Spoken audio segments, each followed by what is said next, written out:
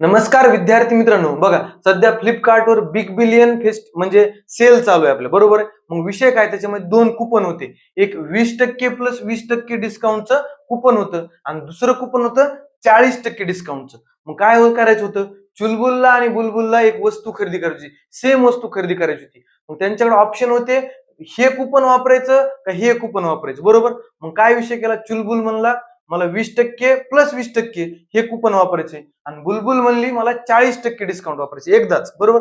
मग त्यातलं कोण हुशार आहे, कोण फायद्यात राहील हे आपल्याला बघायचे. समजा ही वस्तू आपण धरली 100 रुपयाची बरं का. मला सांगा, पहिल्यांदा 20% डिस्काउंट लावलं, 100चे 20% किती, 20. म्हणजे आपण 20 वजा करू, डिस्काउंट म्हणजे वजा करतो, किती झाले 80. हे झालं पहिलं डिस्काउंट लावल्यावर. पुन्हा आणखी एक 20चं डिस्काउंट आहे बघा. मग हे 80चे 20% काढावं लागते ना आपल्याला. 80चे 20% किती बघा, 8 दोन्ही 16, म्हणजे 16 रुपये डिस्काउंट आणखी भेटेल.